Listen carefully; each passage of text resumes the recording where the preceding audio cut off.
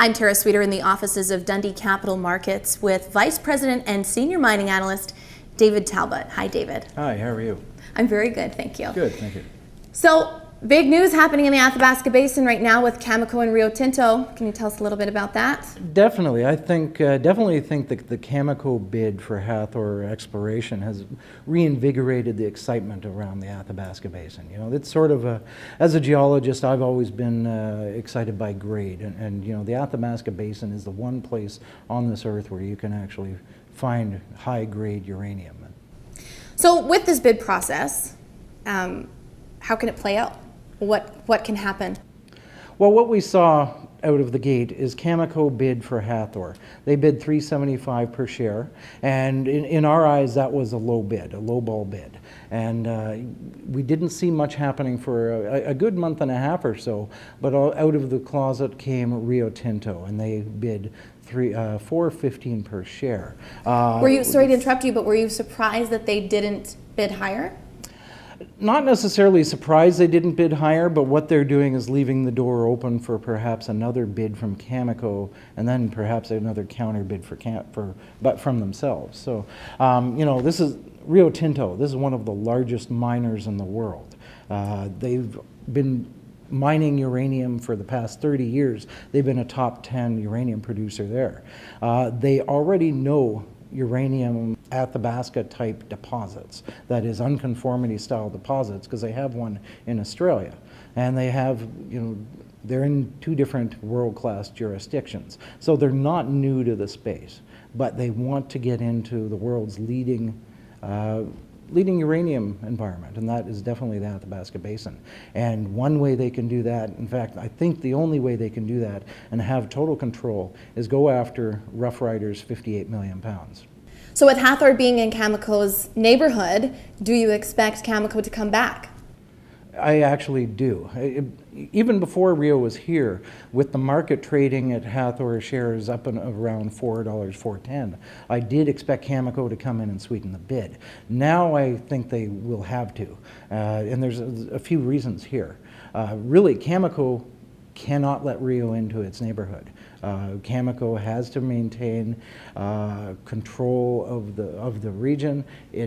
And when it comes down to the project, Cameco does have the best synergies, maybe Areva notwithstanding, has the best synergies with the Hathor project. So they actually, with access to with ownership of 2 mills and access to a third, Cameco could afford to bid higher for this stock.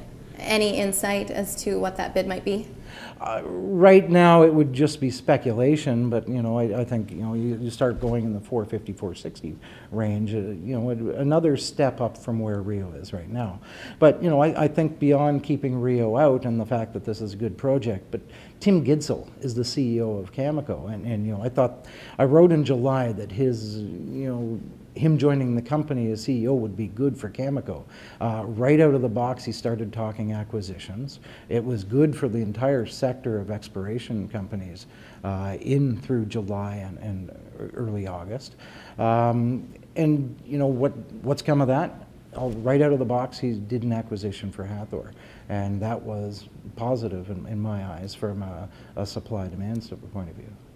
Yeah, you mentioned the sector and the different companies that are all involved in this, and now once this all sums up and once the dust is settled, what does that look like for the entire uranium sector within that basin?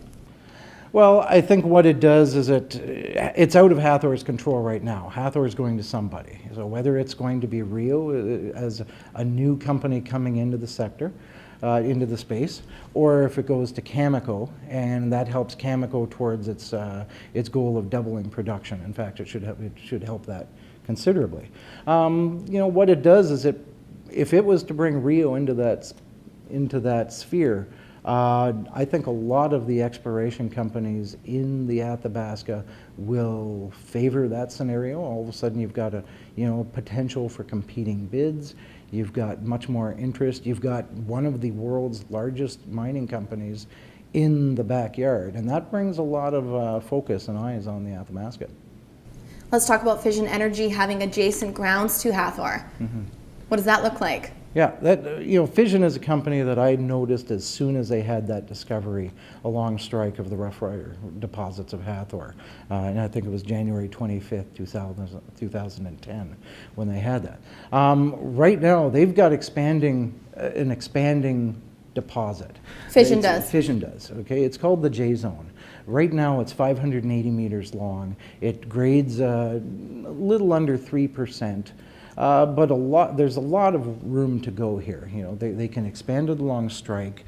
They have other deposits that look like they're about 1,100 meters further to the west. A lot of the sections on the west side of the J Zone only have one drill hole in it, and there's a lot of high-grade hits, up to 46% over a couple meters on the east half. And some of those high-grade hits are not drill limited, but they aren't followed up on yet. So I think Fission has room for expansion here. It sounds like they're an important piece to the entire puzzle. I think they are.